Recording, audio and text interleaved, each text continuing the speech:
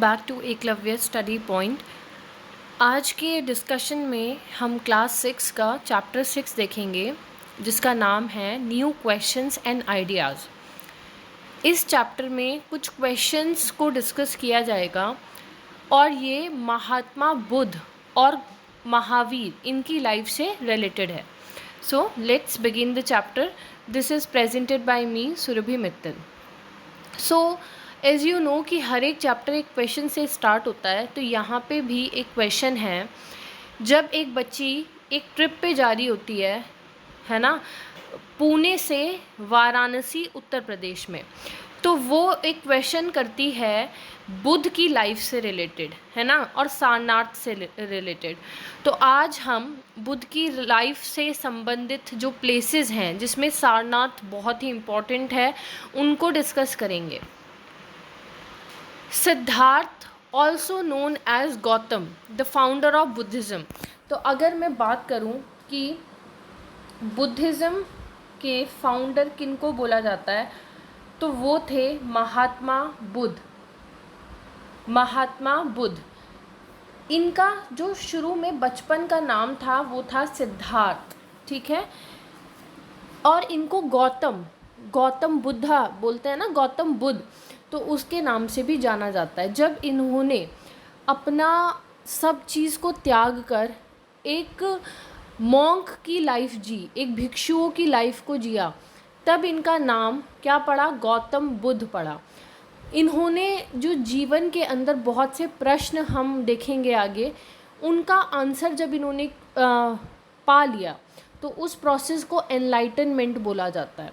तो बुद्ध को जो ज्ञान की प्राप्ति हुई उसके बाद से उनका पूरा जीवन परिवर्तित हो गया। हमने देखा महाजनपदास के बारे में, है ना। महाजनपदास हमने लास्ट चैप्टर में डिस्कस किए थे। उससे हमें ये पता चलता है कि उस टाइम पे नई नई सिटीज़ इवॉल्व हो रही थी, है ना। जैसे आपको पता चला पाटलिपुत्र एक बहुत ही इम्पॉर्टेंट सिटी बन गई थी उस टाइम पे। और भी सिटीज़ थी जैसे उज्जैन, वो एक बहुत प्रोमिनेंट सिटी थी उस टाइम की, इस तरीके से। लेकिन महात्मा बुद्ध भी किसी एक महाजनपद से क्या रिलेटेड हैं, देखिए आगे देखते हैं। अब अगर इस चैप्टर की एक आपको मैं समराइजेशन दूं तो देखिए कैसा सोसाइटी था। हमारी सोसाइटी में सबसे ऊपर उस टाइम पे ब्राह्मण्स हुआ करते थे, ब्राह्मण्स, ठीक है। फिर क्षत्रिय, फिर वैश्य, फिर शूद्र।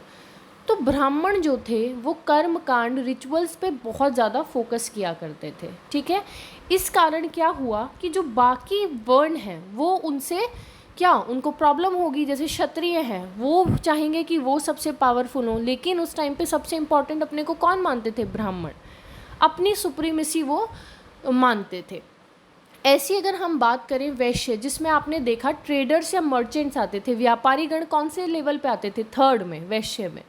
तो क्या था कि मर्चेंट्स को व्यापार के लिए एक देश से दूसरे देश, एक जगह से दूसरी जगह की यात्रा करनी पड़ेगी।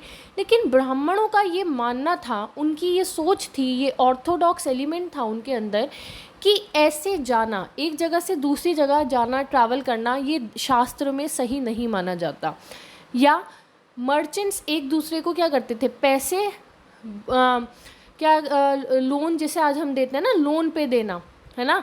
तो वैसे ही क्या थे, पहले मनी लेंडर्स पैसों को क्या करते थे? दे दिया करते थे, है ना। बाद में वो उस पैसे को वसूला करते थे। तो ये ब्राह्मण मानते थे कि ये चीज़ भी सही नहीं है। लेकिन मर्चेंट्स के लिए तो भाई अगर व्यापार करना है तो ये तो उनके लिए बहुत ही इम्पॉर्टेंट है।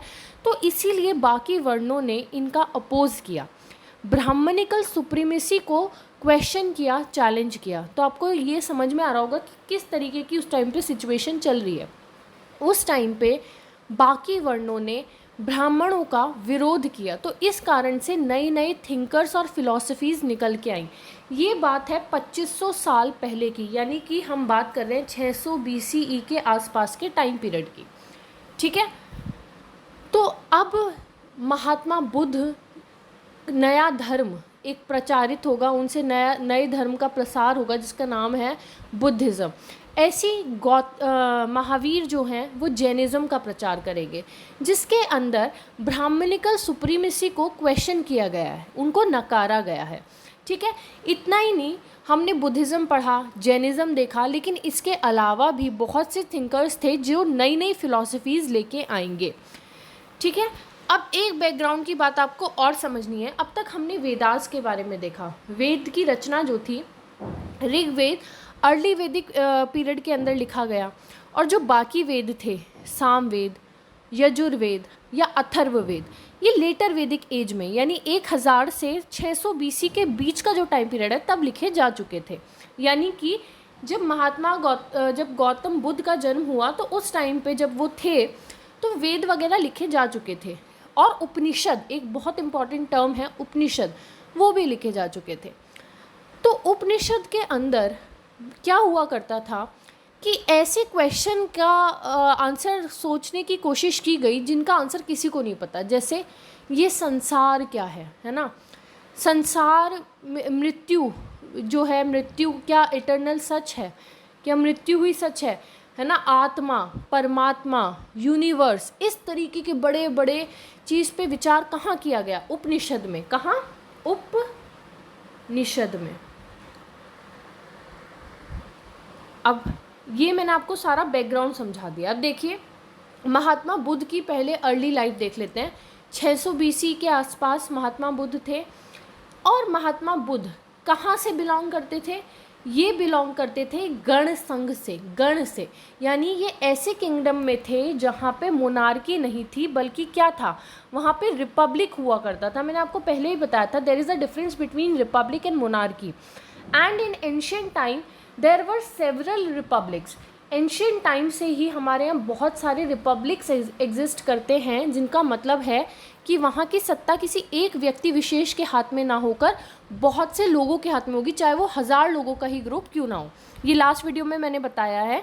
अगर वीडियो आप नहीं देखते हैं, लिंक मतलब जो सिस्टमैटिक वे है चैप्टर 1, 2, 3, तो आपको प्रॉब्लम आएगी। इसीलिए आपसे रिक्वेस्ट है, हर एक वीडियो को क्रम वाइज देखें, ताकि आपको हिस्ट्री बहुत अच्छे से क्लियर हो, and you will score out of marks. ठीक है, चलिए। अब बुद्ध जो थे कौन से गण संघ से बिलोंग करते थे? तो उनके गण संघ का नाम था शाक्य क्लैन, है ना, शाक्य गण या शाक्य क्लैन भी बोल देते हैं, CLAN, क्लैन। ठीक है, और ये क्षत्रिय था, क्षत्रिय क्लैन था। ऑफ कोर्स जब भाई किंगडम है तो वो क्षत्रिय होगा। ब्राह्मण तो उस टाइम पे रूलिंग थोड़ी ना, रूलिंग क्लास थी। ब्राह्मण का काम था वेद को पढ़ना और पढ़ाना, और क्षत्रिय का काम था युद्ध करना, है ना, टेरिटरी को ऑक्यूपाई करना। When he was a young man, he left the comforts of his home in search of knowledge. और जब वो बहुत ही यंग थे, यानी कि महात्मा अगर बुद्ध की मैं बात करूं तो उन्होंने 29 साल की एज में, 29 ईयर्स की एज में अपने घर का त्याग कर दिया, अपना घर छोड़ दिया, रिनंसिएशन जिसको बोलते हैं। ठीक है, अब देखिए, जो व्यक्ति इतने बड़े किंगडम में जन्मा है ना, राजा हैं उसके पिता, इतने अच्छे, उसने उन सब को छोड़ के क्या किया, कुछ अब एक ज्ञान अर्जन की कोशिश करी, एक ज्ञान अर्जित करने की कोशिश करी। बहुत सारे जो क्वेश्चंस उसके दिमाग में थे उनका आंसर देखने की कोशिश करी। देखिए, महात्मा बुद्ध जो थे, उन्होंने शुरुआती लाइफ में ऐसी 4 चीज़ें देखी जिसके कारण उन्होंने सोच लिया कि अब मैं घर छोड़ के इन प्रश्नों का ही उत्तर सर्च करूँगा। ऐसे क्या चीज़ देखी उन्होंने एक बीमार व्यक्ति को देखा, है ना, एक बूढ़े व्यक्ति को देखा, एक मरे हुए व्यक्ति को देखा, ठीक है, और एक साधु जो सब चीज़ छोड़ देता है ना, एक ब्रह्मचारी के रूप में रहता है, उसको देखा, मॉन्क को। तो इन चारों चीज़ों को देखने के बाद उनके दिमाग में कुछ ऐसी चीज़ ट्राई करी कि ये ज़िंदगी तो बेकार है। इतना सब कुछ पैसा होने के बावजूद भी देखिए, कोई व्यक्ति मर गया तो ना वो पैसा कभी उसके काम आएगा, है ना, कोई व्यक्ति बीमार है तो उसके लिए भी वो चीज़ काम नहीं आएगी। तो इन चारों चीज़ों ने महात्मा बुद्ध की लाइफ को एकदम चेंज कर दिया। तो वो नॉलेज की सर्च में, यानी नॉलेज को तलाशने के उसमें उन्होंने अपना पूरा लाइफ इसमें दिया। देखिए अब यहाँ पे, he finally decided to find his own path to realisation. उन्होंने खुद के लिए सोचा कि अब मैं खुद ही इन प्रश्नों के उत्तर को सर्च करूँगा। बहुत मेडिटेशन किया उन्होंने, ध्यान लगाया, साधना की, तपस्या की। कहाँ पर? पीपल ट्री यानी पीपल के पेड़ के नीचे। कहाँ? बोध गया। बोध गया ये आज बिहार में है। वहाँ पे महात्मा बुद्ध ने पीपल के पेड़ के नीचे बहुत लंबी तपस्या करी, जहाँ पे उन्हें एनलाइटनमेंट प्राप्त हुआ, यानी ज्ञान की प्राप्ति हुई। तो एक क्वेश्चन यहीं से आपका बनेगा कि महात्मा बुद्ध को जो ज्ञान की प्राप्ति हुई वो कहाँ से हुई थी? वो हुई थी बोध गया, बिहार में, पीपल ट्री के नीचे। इसीलिए ये पीपल ट्री इतना इम्पॉर्टेंट है कि आज अगर आप अशोका को देखोगे ना, अशोक रूलर के बारे में पढ़ोगे, तो इन्होंने भी बोधि ट्री को श्रीलंका में लगवाया जब वो बुद्धिज़्म का प्रचार कर रहे थे। अब नेक्स्ट देखते हैं। After that he was known as Buddha और वाइज वन। तो उनका नाम सिद्धार्थ से बुद्ध कब पढ़ा? जब उन्होंने क्या किया? एनलाइटनमेंट यानी ज्ञान की प्राप्ति करी, तब से उनका नाम बुद्धा पड़ गया। He then went to Sarnath near Varanasi. उसके बाद ज्ञान प्राप्ति के बाद वो कहाँ गए? सारनाथ, जो आज के उत्तर प्रदेश में है, वाराणसी यानी बनारस के पास। Where he taught for the first time, जहाँ उन्होंने पहली बार पढ़ाया, सरमन दिया, पहली बार उपदेश दिया। तो जब ज्ञान प्राप्ति हो गई उन्होंने, तो पहली बार उपदेश कहाँ पे दिया? सारनाथ में डियर पार्क था, जहाँ पे उन्होंने अपना पहला उपदेश अपने 5 शिष्यों को दिया था। आपके लिए उन शिष्यों का नाम जानना भी आवश्यक नहीं है। तो 5 डिसाइपल्स थे उनके, यानी 5 शिष्य थे जिनको उन्होंने अपना क्या दिया था? पहला उपदेश, सरमन दिया था। He spend the rest of his life travelling on foot, going from place to place, teaching people till he passed away at Kushinara. पूरी ज़िंदगी उन्होंने लोगों को उपदेश देने में, सरमन, ज्ञान की बातें सिखाने में निकाल दी, और उनकी डेथ कहाँ पे हुई? कुशीनारा। ठीक है, कुशीनारा में उनकी डेथ हुई। आगे देखेंगे। तो इस चीज़ को मैंने आपको यहाँ पे एक कंपाइल फॉर्म में दे दिया है ताकि आपको याद रहे कि महात्मा बुद्ध का जन्म की अगर हम बात करें तो ये लुम्बिनी, नेपाल में हुआ था। इन्हें ज्ञान प्राप्ति बोध गया में हुई। पहला लेक्चर इन्होंने कहाँ पे दिया? सारनाथ में। और इनकी डेथ कहाँ पे हुई थी? कुशीनारा में। ठीक है, कुशीनारा उस टाइम पे मल जो वो था महाजनपदा, उसकी कैपिटल हुआ करती थी। अब हम बुद्ध की टीचिंग्स को देखते हैं कि बुद्ध ने क्या क्या बातें सिखाई। बुद्धिज़्म एक बहुत ही इम्पॉर्टेंट रिलीजन है। अगर हम आज की बात करें तो इंडिया में, महाराष्ट्र में सबसे ज़्यादा बुद्धिज़्म के फॉलोअर्स आपको मिलते हैं। और अगर मैं वर्ल्ड के रिस्पेक्ट में देखूं तो सबसे बड़ा जो धर्म है वो क्रिश्चियनिटी है, उसके बाद इस्लाम है, उसके बाद हिंदुइज़्म है, और 4th नंबर पे बुद्धिज़्म है। So Buddhism is very important religion. ठीक है, एक बहुत ही इम्पॉर्टेंट रिलीजन की तरह उभरा, और इसकी शुरुआत जिन्होंने की वो थे Mahatma Buddha. The Buddha taught that life is full of suffering and unhappiness. उन्होंने 4 बातें बताई बुद्ध ने, एक तरीके से। पहले आपको मैं समझा देती हूँ, फिर हम इन पॉइंट्स को रीड करेंगे। बुद्ध ने कहा कि जो एक इंसान की पूरी ज़िंदगी होती है वो दुख से भरी होती है, दुख होता है। मेन टर्म यूज़ किया उन्होंने, दुख। फिर उन्होंने कहा कि इस दुख का कारण होता है डिज़ायर यानी हमारी इच्छाएं। अगर हमें किसी चीज़ का दुख है तो वो हमारी इच्छाओं के कारण है। ठीक है, तीसरी बात उन्होंने कही कि अगर हम अपनी इच्छाओं का दमन कर दें, यानी अपनी इच्छाओं पे कंट्रोल कर लें, तो हम क्या कर सकते हैं? दुख से भी निजात पा सकते हैं, यानी अपने दुख को कंकर कर सकते हैं, उसको हरा सकते हैं। ठीक है, लेकिन उस दुख को हटाने के लिए, है ना, हमें डिज़ायर्स को ख़त्म करना पड़ेगा। और डिज़ायर्स को ख़त्म करने के लिए महात्मा बुद्ध ने 8 फोल्ड पाथ बताया, यानी अष्टांग मार्ग बताया कि अगर हम अपनी ज़िंदगी में इन 8 बातों को फॉलो करेंगे तो हम दुख से निजात पा लेंगे। ठीक है, फॉर एग्ज़ाम्पल अगर मैं आज की जनरेशन की बात करूं तो पहले लोग सोचते हैं कि हाँ, हमें 12th में इतनी परसेंटेज लाने हैं, ठीक है, तो सब अच्छा है ना, ये हमारा डिज़ायर है, हमारी इच्छा है। उसके बाद हमें जॉब चाहिए, जॉब आ गई तो उसके बाद हम सोचेंगे नहीं, हमें यहाँ नहीं रुकना, हम और प्रिपेयर करेंगे, या ये करना है, वो करना है। तो हमारी जो डिज़ायर्स हैं, हमारी इच्छाएं हैं, वो कभी ख़त्म नहीं होती, है ना, अनकाउंटेबल हो। आज एक चीज़ कंप्लीट करी तो कल हम सोचेंगे ये भी करना है। तो महात्मा बुद्ध ने यही बताया कि जब हमें वो इच्छाएं हमारी नहीं पूरी होती तो इंसान की ज़िंदगी में क्या आएगा, दुख आएगा। ठीक है, तो ये चीज़ उन्होंने बताई। अब मैं एक बार इसको रीड करा देती हूँ। The Buddha taught that life is full of suffering and unhappiness. पूरी लाइफ बहुत ज़्यादा सफरिंग और दुख से भरी है, सब लोग दुखी हैं। This is due to cravings and desire. और इसका कारण क्या है, मेन हमारे डिज़ायर्स, हमारी इच्छाएं, ठीक है, जब वो फुलफ़िल नहीं हो पाती, जब वो पूरी नहीं हो पाती। The Buddha describe this as thirst और तन्हा। और इसी चीज़ को बुद्ध ने डिस्क्राइब किया है थर्स्ट। ये हमारी भाई उन इच्छाओं को पूरी करने की प्यास है ना, थर्स्ट की तरह उन्होंने बताया। ही thought that this constant craving could be remove by the following moderation in everything.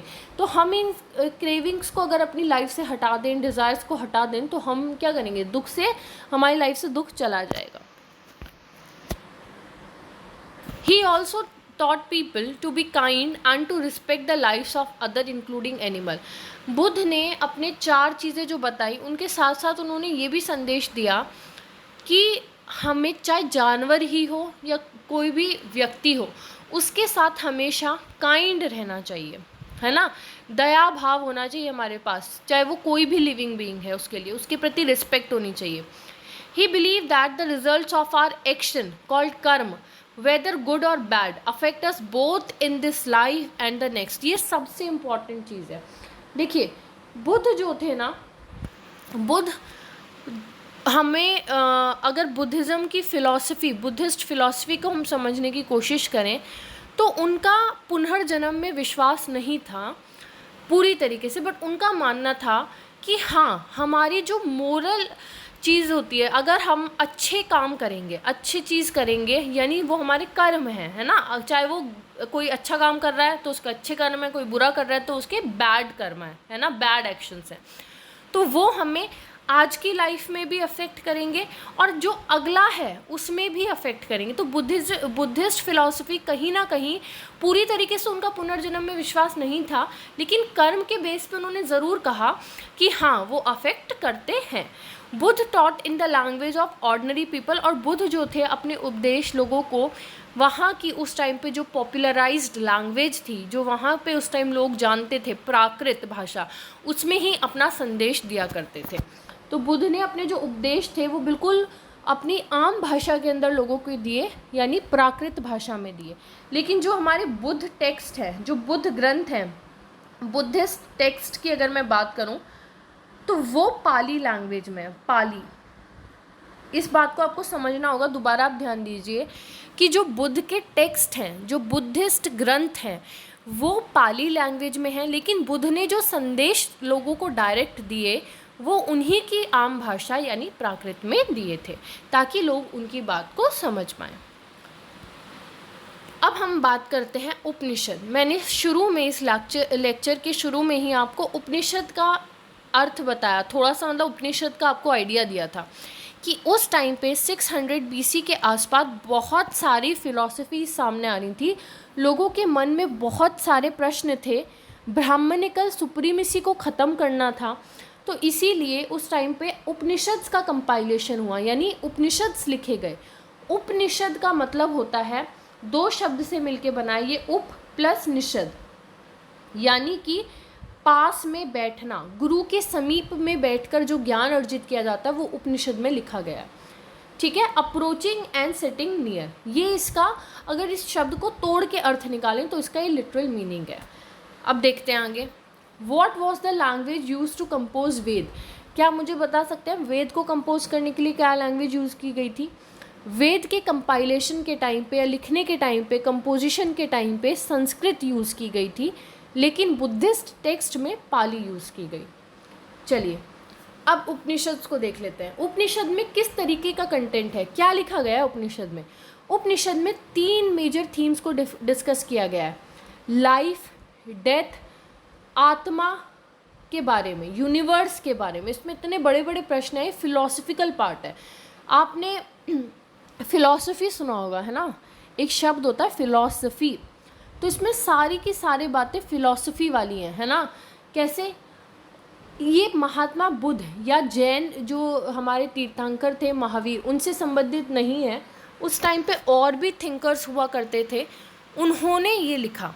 तो बहुत से डिफ़िकल्ट क्वेश्चन हैं जिनका वो आंसर करना चाहते थे, जैसे डेथ के बाद कैसी लाइफ होती है, अगर कोई इंसान मर जाता है तो लाइफ आफ्टर डेथ के बारे में जानना, क्यों कर्म कांड ज़रूरी है, हम कर्म कांड करते हैं, अगर ब्राह्मण्स कहते हैं कि कर्म कांड करो, यज्ञ करो, हवन करो, बलि दो, तो ये क्यों करना है, उनके मन में प्रश्न वाई वाला निकला। ठीक है, many of these thinkers felt that there was something permanent in the universe that would last even after death। और कई लोगों के दिमाग में ये चीज़ आई कि ज़रूर कुछ ना कुछ ऐसी चीज़ है कि जब इंसान मर जाता है ना, उसके बाद भी वो चीज़ हमेशा ज़िंदा रहती है, जिसे हम क्या कहते हैं, आत्मा, है ना, कि इंसान का शरीर तो मर सकता है लेकिन आत्मा हमेशा ज़िंदा रहती है। वो क्या है, इमोर्टल, मोर्टल वाली चीज़ आपने पढ़ी है ना, इमोर्टल यानी जो कभी भी ना मरे, कभी भी ना मरे। ठीक है, they described this as atma or the individual soul and the brahma और द यूनिवर्सल सोल। तो जो उपनिषद जिन्होंने लिखे, जिन्होंने कंपाइल किए, उन्होंने कहा जो चीज़ अमर है वो है हमारी आत्मा, यानी एक इंडिविजुअल का सोल, एक व्यक्ति का जो सोल है। और अगर मैं बात करूं, हमें मेन मोटिव क्या होता है हमारा, उस इंडिविजुअल सोल को, उस आत्मा को किससे मिलवाना, परमात्मा से, यानी ब्रह्मा से मिलवाना। ठीक है, तो उस टाइम का उपनिषद का जो मेन एम है, जो मेन फिलॉसफी उसमें सामने आई, वो कहा गया है आत्मा का परमात्मा से मिलन। They believe that ultimately both the atma and Brahma were one. तो ये दोनों ही एक हैं। अब उपनिषद जिन्होंने लिखे उन थिंकर्स की अगर हम बात करें, उपनिषदिक थिंकर्स की अगर हम बात करें, तो किसने लिखा उपनिषद को, क्या कोई विमेन थी लिखने वाली, मेन थे, कौन सा वर्ग था जिन्होंने इसको कंपाइल किया। तो देखिए, अगर हम उन थिंकर्स की बात करें तो उसमें मेन थे, ब्राह्मण लोग भी थे, राजा भी थे लिखने वाले, और एक विमेन थिंकर का भी मेंशन किया जाता है जो बहुत इम्पॉर्टेंट है, जिन्होंने हमारे उपनिषद को लिखने में हेल्प करी, गार्गी। देखिए, जब ये उपनिषद लिखे गए तो लोगों के बीच में, इन प्रश्न के बीच में क्या होते थे, विचार हुआ करते थे। मान लीजिए हमने कहा कि लाइफ आफ्टर डेथ का कॉन्सेप्ट क्या है, तो बहुत असेंबलीज होती थी, लोग डिबेट करते थे, डिस्कशन करते थे। तो गार्गी जो थी, आपने ऋग्वेदिक एरा में भी इनका नाम सुना होगा, मैंने जब पढ़ाया था, तो गार्गी ऋग्वेदिक एरा से, उसमें भी मेंशन है। तो एक मेंशन है विमेन का, गार्गी, तो वो भी इन्होंने उपनिषद को कंपाइल करने में हेल्प करी। अब आप कहेंगे मैम वो ऋग्वेदिक एरा में एग्जिस्ट करती थी और उपनिषद इतने बाद में लिखे गए। तो देखिए, क्या अचानक से एक ही बार में बैठ के उपनिषद लिखे गए, ये एक क्या है, एक कॉन्टिन्यूस प्रोसेस है। अगर मैं बात कर रही हूँ कि 600 BC के आसपास उपनिषद लिखे गए, तो इसका मतलब ये नहीं कि एक ही साल में इस डेट को लिख दिए, ये एक प्रोसेस है। लिखना कब से चलता आ रहा है, धीरे धीरे करके वो कंपाइल कब हुए, 600 BC के आसपास तक। ठीक है, Gargi, who was famous for her learning and participated in debates held in royal courts. Poor people rarely took part in these discussions. लेकिन यहाँ पे अब भी डिस्क्रिमिनेशन देखने को मिलता है कि जो असेंबलीज होती थी उसमें मेन पार्टिसिपेट किया, ठीक है, विमेन ने भी पार्टिसिपेट किया, लेकिन जो लोग गरीब हुआ करते थे उनको अलाउ नहीं था, और शूद्र भी इसमें पार्ट नहीं ले सकते थे। Exception was Satyakama Jabala. ये बहुत इम्पॉर्टेंट है। जबाल कौन थे? देखिए, अभी मैंने आपको बताया कि इन डिस्कशन में, इन डिबेट्स में शूद्र को अलग रखा गया, उनको अलाउ नहीं था इनको अटेंड करना। लेकिन एक एक्सेप्शन है, कौन? सत्यकामा जबाल। ये नाम आपके लिए याद करना बहुत बहुत इम्पॉर्टेंट है। ठीक है, इन्होंने अपना नाम अपनी मदर के नाम पे रखा जिनका नाम था जबाली। ठीक है, he had a deep desire to learn about reality, was accepted as a student by a Brahmin teacher named Gautam and became one of the best known thinkers of the time। तो जो सत्यकाम जबाल थे उस time पे शूद्र को पढ़ने की अनुमति नहीं थी, लेकिन ये बहुत लकी थे कि एक ब्राह्मण गुरु ने इन्हें एज अपना शिष्य एक्सेप्ट किया जिनका नाम था गौतम। ठीक है, और उनको पढ़ाया, उनको शिक्षा दी। Many of the ideas of Upanishad were later developed by the famous thinker Shankaracharya. उपनिषद में अपने आइडियाज़ को किन किन ने दिया हमने अभी देखा, उनमें से एक इम्पॉर्टेंट नाम आपको और याद रखना है, शंकर आचार्य। तो अब तक हमने कौन कौन से नाम देखे जिन्होंने उपनिषद को कंपाइल करने में, लिखने में अपना योगदान दिया? गार्गी थी, सत्यकाम जबाल, ये तो एक एक्सेप्शन भी है क्योंकि शूद्र हैं, ठीक है, और शंकराचार्य भी, ठीक है। तो ये सारी चीज़ें आपको अच्छे से पता होनी चाहिए। नेक्स्ट इज, अब एक कहानी है एक वाइस बेगर की, यानी एक बहुत ही बुद्धिमान भिखारी की। देखिए, इस तरीके के पैराग्राफ से आपको कहानी का थोड़ा पता होना चाहिए, लेकिन मेन क्वेश्चन क्या बनेगा ये आपको ज़रूर आइडिया होना चाहिए। इस कहानी को मैं आपको एक शॉर्ट तरीके से बता देती हूँ। देखिए, इससे बताने से पहले एक चीज़ मैं आपको थोड़ा सा आइडिया देना चाहूँगी। उपनिषद की अगर हम बात करें, आपने वेद पढ़ा है ना, वेद्स देखिए, हर एक वेद जो है, ऋग्वेद, सामवेद, यजुर्वेद या अथर्ववेद, ठीक है, किसी ने ऋग्वेद को पढ़ा, ठीक है, फिर उसकी फिलॉसफी को समझा और उस पर एक अलग उपनिषद लिख दिया। ऐसे ही सामवेद को लोगों ने पढ़ा, उसको समझा, उस पर उपनिषद लिख दिया। यानी हर एक वेद से रिलेटेड एक उपनिषद है। समझ में आया? हर एक वेद का एक अपना उपनिषद है। इसी में एक उपनिषद की बात हो रही है जिसका नाम है छंदोग्य उपनिषद। क्या नाम है? छंदोग्य उपनिषद। छंदोग्य उपनिषद कौन से वेद का है? सामवेद का। इसको लिख लीजिए, छंदोग्य उपनिषद कौन से वेद से रिलेटेड है? सामवेद। ये बहुत इंपॉर्टेंट है। छंदोग्य उपनिषद से कहानी बताई गई है। इससे क्वेश्चन तो ये बन जाएगा, छंदोग्य उपनिषद कहाँ से रिलेटेड है? तो सामवेद से। अब इस कहानी में क्या है मैं आपको शॉर्ट में समझा देती हूँ। दो मॉन्क हैं, दो ऋषि हैं, आप ये मान लीजिए दो ऋषि हैं जिनका नाम है शौनक और अभिप्रातिन। शौनक और अभिप्रातिन, अभिप्रतारिन, ये इनके नाम है। ये दोनों एक बार यात्रा कर रहे होते थे और इनको रास्ते में एक भिखारी मिलता है। ये दोनों यात्रा कर रहे हैं, ऋषि हैं, और इनको एक क्या मिला? एक भिखारी मिला। भिखारी ने इनसे खाने के लिए मांगा कि मुझे खाने के लिए कुछ दे दो। और जो ये दोनों थे, शौनक और अभिप्रतारिन, ये ब्रह्मा के बहुत बड़े अनुयायी थे, यानी ब्रह्मा को मानने वाले, यूनिवर्सल सोल में विश्वास रखने वाले थे, ठीक है। लेकिन इन्होंने उस भिखारी को खाना देने से मना कर दिया, कहा कि हम लोगों के पास तुम्हें देने के लिए कुछ नहीं है। लेकिन उस बेगर का जो आंसर था वो इतना इम्पॉर्टेंट है कि इसमें फ़िलॉसफी छुपी है। क्या? उस बेगर ने कहा कि आप क्या यूनिवर्सल सोल में विश्वास रखते हैं? दोनों, आप ब्रह्मा में विश्वास रखते हैं? तो इन दोनों ने कहा हाँ। बेगर ने कहा क्या ब्रह्मा इस संसार की हर एक चीज़ में विद्यमान है? हर एक चीज़ में ब्रह्मा है? तो भी दोनों ने कहा हाँ। तो उन्होंने कहा यानी अगर ब्रह्मा हर चीज़ में है तो यानी वो मेरे अंदर भी है। तो आपने मुझे मना किया है खाने के लिए, इसका मतलब है कि आपने किसको मना किया? इनडायरेक्टली आपने ब्रह्मा को खाना देने से मना किया है। तो ये फिलॉसफी समझ में आई। तो इसमें आपको क्या क्या नाम इंपॉर्टेंट है? एक तो आपको शौनक, अभिप्रतारिन का नाम पता होना चाहिए, कौन से दो ऋषि की बात की गई है, और छंदोग्य उपनिषद कहाँ से रिलेटेड है? सामवेद से है, ठीक है। चलिए अब बात करते हैं एक ग्रामरियन की, यानी जो ग्रामर को लिखते हैं, जिन्होंने ग्रामर की पुस्तक को लिखा है। उनका नाम था पाणिनि, या इंग्लिश में पाणिनि बोलते हैं, है ना। हिंदी में कुछ इस तरीके से लिखा जाता है, पाणिनि। देखिए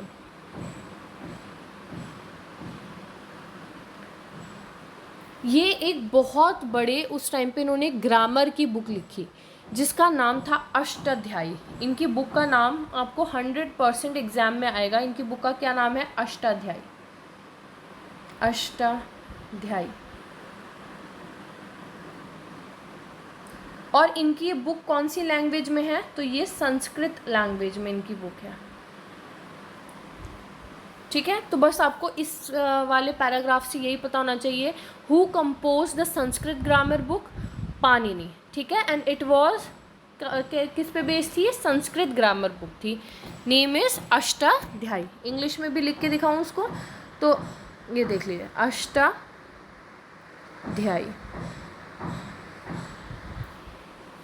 आई होप ये आपको समझ में आ गया होगा।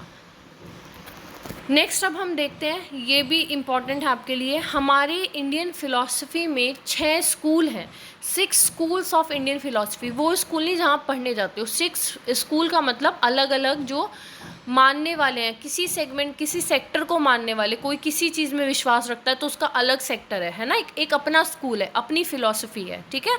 तो वो चीज़ है। कौन कौन से 6 स्कूल हैं देखिए, वैशेषिक, न्याय, सांख्य, योगा, पूर्व मीमांसा एंड वेदांता या उत्तर मीमांसा। तो ये 6 स्कूल्स हैं, 6 स्कूल्स ऑफ फिलॉसफी हैं। बहुत बहुत बहुत इम्पॉर्टेंट है। ये किस किस ने दिए थे वो भी आपको मैं बता देती हूँ, यहाँ पे आपको याद करना पड़ेगा। There are 6 system of philosophy, 6 system है फिलॉसफी के जिनको स्कूल बोला जाता है। पहला है वैशेषिक, ठीक है, ये किसने दिया था? कोन्नड़ ने। किसने दिया था? कोन्नड़।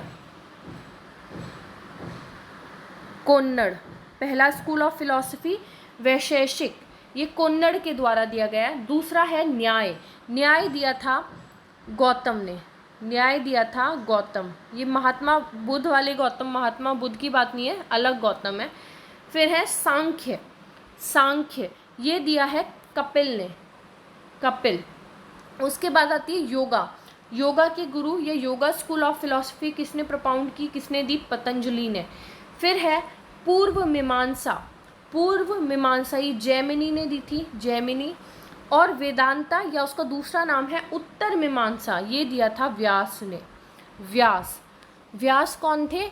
जिन्होंने महाभारत की भी रचना करी, ठीक है। महाभारत के रचयिता भी कौन है? वेद व्यास जी हैं। इन्होंने ही वेदांता या उत्तर मीमांसा स्कूल ऑफ फिलॉसफी दिया। तो ये बहुत इंपॉर्टेंट है आपके लिए, इसको अच्छे से आप देख लेंगे। आगे बढ़ते हैं। अब हम एक स्टोरी और देखते हैं, जो स्टोरी है किस्सा गौतमी की, ठीक है। बुद्ध की लाइफ से ही रिलेटेड एक स्टोरी है किस्सा गौतमी की। क्या है इसमें, शॉर्ट में बताती हूँ। एक बार क्या होता है, एक विमेन है जिसका नाम है किस्सा गौतमी, उसका बेटा मर जाता है, ठीक है।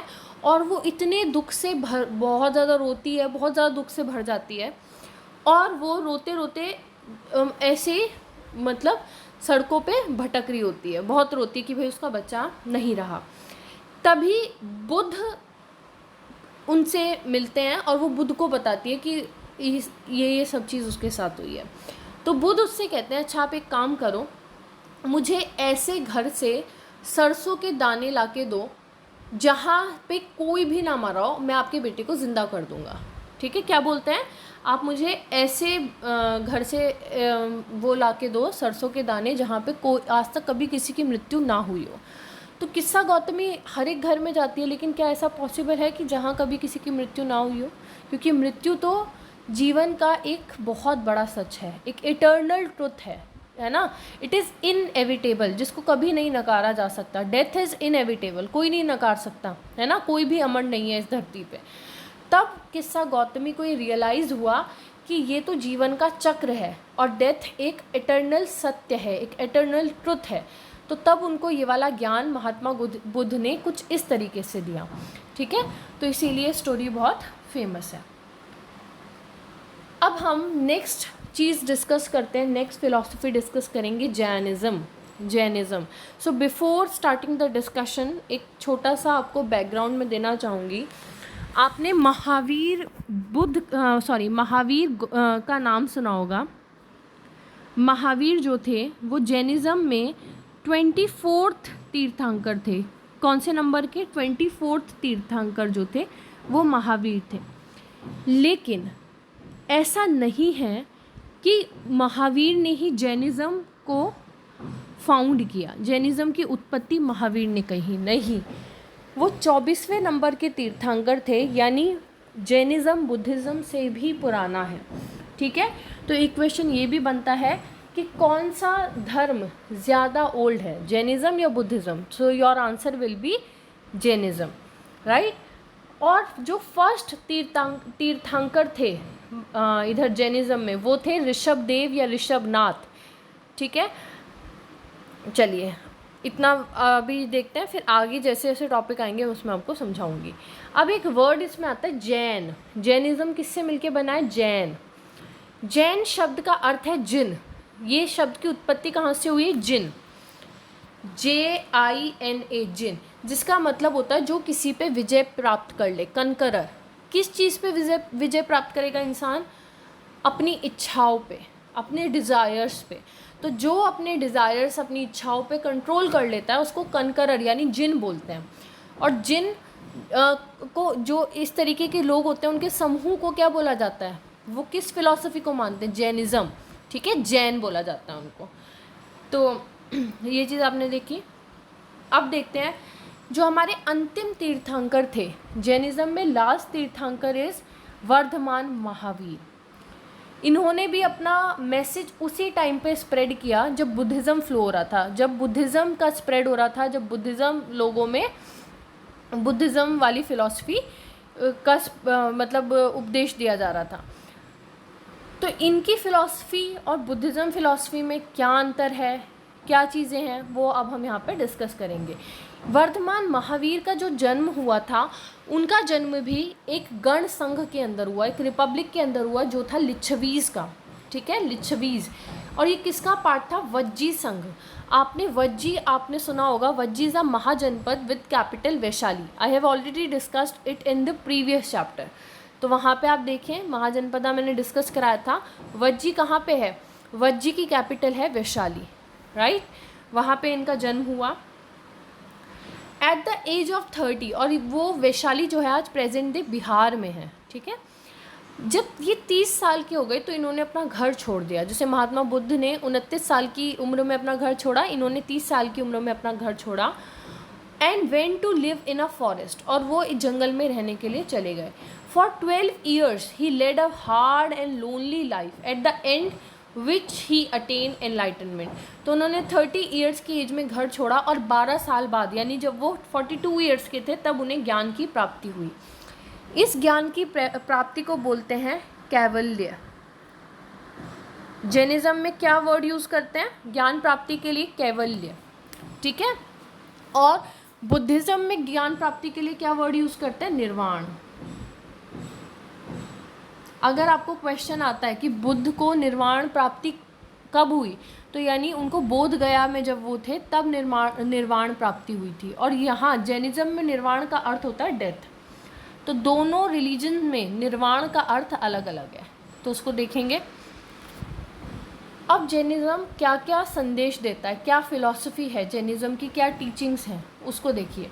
Man and women who wish to know the truth must leave their homes. देखिए, जैन धर्म जो था बहुत अच्छा था, लेकिन ये थोड़ा इसमें काफ़ी रिजिडिटीज़ थी। थोड़ा मतलब ऐसा था कि ये मानता था कि हर चीज़ जब तक इंसान अपने घर को बिल्कुल कंप्लीट त्याग नहीं करेगा, पूरी तरीके से नहीं छोड़ देगा, उसको ज्ञान प्राप्ति नहीं हो सकती। जबकि बुद्धिज़्म ने ऐसा नहीं, बुद्धिज़्म फ़िलॉसफी में ऐसा नहीं कहा गया। महात्मा बुद्ध ने बोला कि हाँ, हमें अपने डिज़ायर्स को कंट्रोल करना चाहिए, लेकिन उन्होंने कंप्लीट ऑस्टेरिटी की बात नहीं करी, यानी सब कुछ छोड़ दो, वस्त्रों को त्याग दो, है ना, बिल्कुल ही मोह माया छोड़ दो, ऐसा नहीं कहा। लेकिन जैनिज़्म में इस चीज़ के लिए बहुत ही ज़्यादा रिजिडिटी है कि उन्होंने कंप्लीट ऑस्टेरिटी यानी पूरा तरीके से हर एक बहुत कट्टर तरीके से त्याग पे फोकस किया। सब चीज़, चाहे वो स्त्री हो चाहे वो मैन हो, they must follow very strictly the rules of अहिंसा। तो इन्होंने बहुत ही स्ट्रिक्ट होकर हर चीज़ को कहा कि उन्हें अहिंसा को फॉलो करना चाहिए, यानी किसी को नहीं मारना चाहिए। और इतना स्ट्रिक्टली कहा कि आपने देखा होगा कि जो जैन मॉन्क्स, अगर आप कभी ऐसी जगह पे गए हो जो जैन तीर्थ स्थल हैं, जैसे सोनागिर है ना, सोनागिर का आपने नाम सुना होगा, या दिलवाड़ा टेम्पल है, तो वहाँ पे जब आप इनके मॉन्क्स को देखोगे ना जो इनको फॉलो करते हैं, तो वो कई बार अपने मुंह पे भी पट्टी लगा के रखते हैं, या ये जो पानी की टंकी होती है उसमें भी सफ़ेद कपड़ा बांध के रखते हैं। इन लोगों का ये भी मानना है, ये नंगे पैर चलते हैं, चप्पल भी नहीं पहनेंगे। क्यों? क्योंकि इनका मानना है कि ज़मीन पे जो कीड़े मकोड़े हैं वो भी अगर इनसे मरेंगे तो वो भी अहिंसा, मतलब वो भी अहिंसा के अगेंस्ट हिंसा होगी उस टाइम पर। तो ये इतने स्ट्रिक्ट रहते हैं। विच मीन्स नो हर्टिंग और किलिंग लिविंग बींग्स। तो यानी कि जो भी जीव हैं जिनमें जीवन है, जो भी लिविंग बींग्स हैं, उनको ना तो हर्ट करना है और ना ही मारना, चाहे वो जानवर, चाहे छोटा सा कीड़ा, चींटी, कोई भी हो। ठीक है। Followers of Mahavir who were known as Jain had to lead very simple life, begging for food. और इनकी लाइफ बहुत ही सिंपल होती है, सबसे खाना मांग के, मतलब एक भिक्षु की तरह इनको अपनी पूरी लाइफ जीनी पड़ती है. They had to be absolutely honest and were specially asked not to steal. इनको पूरी तरीके से ऑनेस्ट, ईमानदार होना चाहिए. और इनमें जो दूसरा प्रिंसिपल बताया गया, पहला था अहिंसा, दूसरा इन्होंने बताया नॉट टू स्टील, यानी चोरी नहीं करना. अस्ते, इसको बोला गया अस्ते, यानी नॉट टू स्टील. फिर इन्होंने कहा they had to observe celibacy and men had to give up everything including their clothes.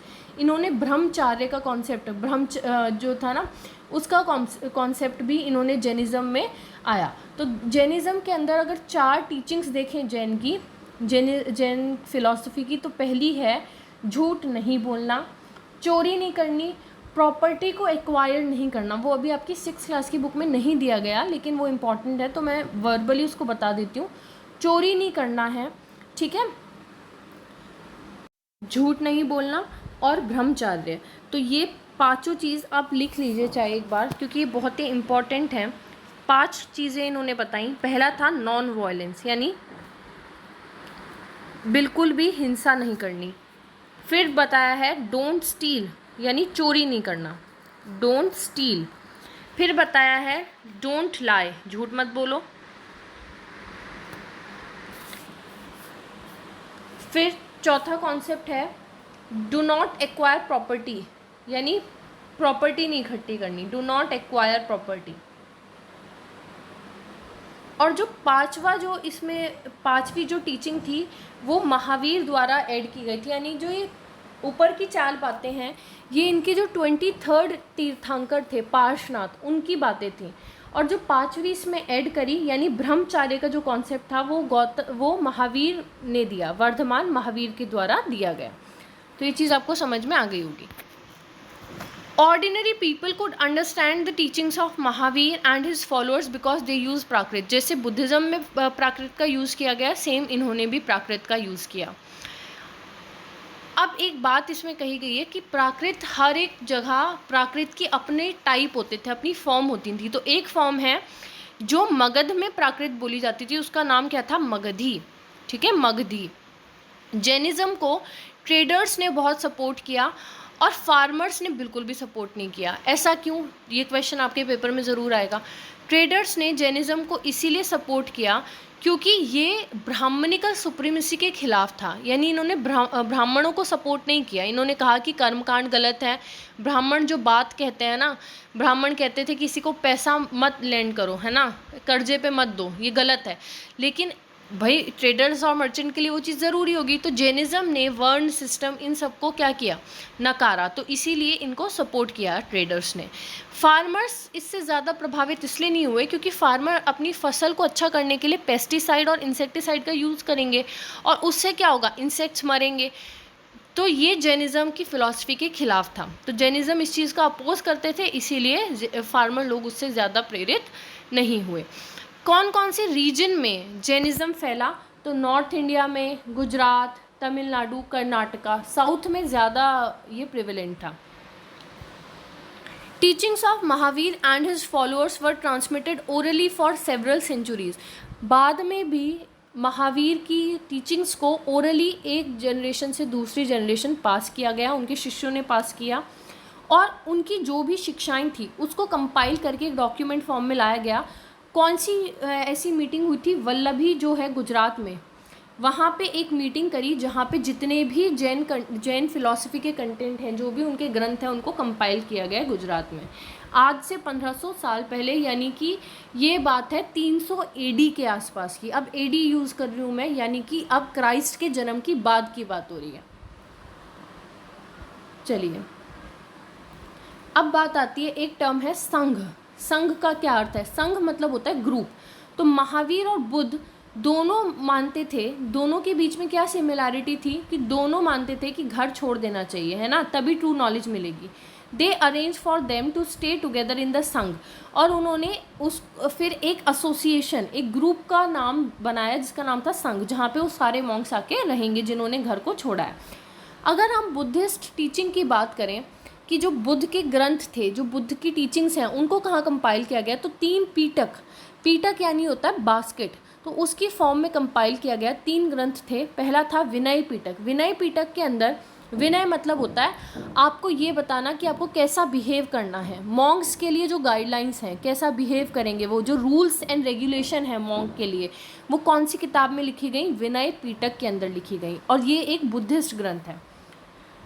अब एक बात करते हैं विहार और चैत्य की। विहार और चैत्य, विहार और चैत्य जो है ये बुद्धिज़्म से रिलेटेड हैं। विहार वो जगह है जहाँ पे बुद्धिस्ट मॉन्क रह सकते हैं, रहेंगे, और चैत्य जो उनके प्रेयर हॉल्स हैं जहाँ पे वो पूजा करते हैं, उनको बोला गया है। तो देखिए, मोनास्ट्रीज यानी मठ। To begin with both Jain and Buddhist monk went from place to place. एक जगह से दूसरी जगह, चाहे जैन हो चाहे बुद्धिस्ट मॉन्क हो, जाना पड़ता था उनको, लोगों को अपने संदेश देने के लिए। वो मूव भी करते रहते थे। लेकिन एक ऐसा टाइम होता था जब उन्हें कहीं रुकने की जगह चाहिए। कब? वर्षा ऋतु के अंदर, जब बारिश हुआ करती थी, रेनी सीजन था, तो उनको अपना हॉल्टिंग प्लेस यानी रुकने के लिए एक स्थान चाहिए। तो वो क्या था? मोनास्ट्रीज थी। Then their supporters build temporary shelter for them in garden, और they lived in natural cave in hilly area. तो उन्होंने शुरू में जो उनके सपोर्टर्स थे उन्होंने उनके लिए गार्डन बनवाए, या जो नेचुरल केव है, नेचुरल गुफा हैं, उसमें उन्होंने रहना स्टार्ट किया, और धीरे धीरे वो किस में कन्वर्ट हो गई? विहार में। ठीक है। अब हम एक चीज़ और देख लेते हैं, सिस्टम ऑफ आश्रम। हमारी इंडियन कल्चर के अंदर, हिंदू फिलॉसफी के अंदर 4 आश्रम बताए गए हैं। ये ब्राह्मण का कॉन्सेप्ट है। जो ब्राह्मण वर्ग था उन्होंने 4 आश्रम दिए हैं। उन्होंने कहा कि एक इंसान को इन आश्रम को फॉलो करना चाहिए। जब जैनिज़्म और बुद्धिज़्म बढ़ रहे थे, उनकी ग्रोथ हो रही थी, लोग उनकी टीचिंग्स को फॉलो कर रहे थे, तो अब क्या होगा? ब्राह्मण गुस्सा हो जाएंगे। इन दोनों फिलॉसफी का जन्म इसलिए हुआ था ताकि ब्राह्मण की सुप्रीमेसी को कम किया जा सके। लोगों ने फॉलो किया जैनिज़्म को, बुद्धिज़्म को, लेकिन अब दोबारा से ब्राह्मणिकल रिएक्शन आएगा। तो ब्राह्मण ने क्या रिएक्शन दिया? ब्राह्मण ने 4 आश्रम के सिस्टम को बताया। उन्होंने कहा कि ashram does not mean a place where people live and meditate. Ashram वो जगह नहीं है जो आपने ऋषि मुनि वाले आश्रम सुने हैं जहाँ पे वो साधना तपस्या करते हैं। आश्रम हमारे जीवन के 4 चरण हैं। क्या? पहला चरण है ब्रह्मचार्य, फिर सेकंड है गृहस्थ। तो ये चीज़ यहाँ पे दी गई है। फर्स्ट आश्रम क्या है? ब्रह्मचार्य का, सेकंड है गृहस्थ, फिर है वानप्रस्थ, और फिर है संन्यास। तो उन्होंने, ब्राह्मण ने कहा कि हर एक व्यक्ति को ये 4 आश्रम फॉलो करने चाहिए। और कौन से व्यक्ति को? जो ब्राह्मण, क्षत्रिय और वैश्य वर्ग से बिलोंग करता है। ये चीज़ शूद्र के लिए नहीं है, क्योंकि ब्राह्मण एकदम कट्टर फॉलोअर थे वर्ण सिस्टम के। तो Brahmin, Kshatriya and Vaishya men were expected to lead simple life and study the Veda during the early year of their life. तो ब्रह्मचार्य में उनका काम था वेद को पढ़ना। गृहस्थ में काम था अपने घर की गृहस्थी को संभालना, शादी करना, है ना, एज अ हाउस होल्डर की तरह रहना। फिर वानप्रस्थ यानी वन में प्रस्थान, उसके बाद जंगल की ओर प्रस्थान करना और तपस्या करना। और लास्ट में जो है वो है सन्यासी बन जाना, यानी कि सब चीज़ त्याग देना और सन्यासी बन जाना। साथ में एक चीज़, ये शूद्र के लिए अलाउ नहीं था, और विमेंस वर नॉट अलाउड। तो विमेन को भी अनुमति नहीं थी कि वो स्टडी कर सकें वेद को या आश्रम को फॉलो करें। वो विमेन उसी आश्रम को फॉलो करेंगी वैसे ही जो उनके हस्बैंड करेंगे। ठीक है। तो उनकी सिचुएशन आपने देखी कि किस तरीके की है यहाँ पे विमेन की। अब लास्ट टॉपिक है, आपको ईरान को ढूंढना है अपनी एटलस में। आपकी बुक के हर एक चैप्टर के लास्ट में एक बॉक्स है ना, जो वर्ल्ड हिस्ट्री से रिलेटेड है। तो यहाँ पे एक धर्म की और बात की गई है जो ईरान में उसका उद्भव हुआ, ईरान में ओरिजिनेट हुआ। क्या? कौन सा धर्म है? ज़ोरास्टर एक ईरानियन प्रॉफिट थे, यानी जिन्होंने एक धर्म का प्रचार किया। जैसे क्या था? ज़ोरास्ट्रियनिज़्म। ज़ोरास्ट्रियनिज़्म एक, जो आप बताते हैं ना, पारसी जो लोग होते हैं वो वाला। उनकी टीचिंग्स को किस बुक के अंदर लिखा गया? तो अवेस्टा। तो बस आपकी जो एग्ज़ाम है उसमें एक ही क्वेश्चन आएगा कि ज़ोरास्टर कौन थे? एक ईरानियन प्रॉफिट थे। कौन सी बुक लिखी? अवेस्टा। और उसमें क्या बताया उन्होंने ज़ोरास्ट्रियनिज़्म जो धर्म है उससे रिलेटेड टीचिंग्स को कंपाइल किया। उनका मेन जो मोटो था वो था अच्छे विचार, गुड थॉट्स, गुड वर्ड्स, अच्छे शब्द, और गुड डीड्स, अच्छी करनी। कथनी और करनी में अंतर होता है, इसलिए अच्छा काम भी करना चाहिए। ये चीज़ उन्होंने बताई। तो आई होप ये चैप्टर थोड़ा बड़ा हो गया है, क्योंकि ये बहुत ही इंपॉर्टेंट चैप्टर है। तो इसको आप अच्छे से देखिए, समझिए। जो डाउट है उसको कमेंट सेक्शन में पोस्ट करिए। And at last, just don't forget to subscribe, like, comment and share the video. Thank you everyone.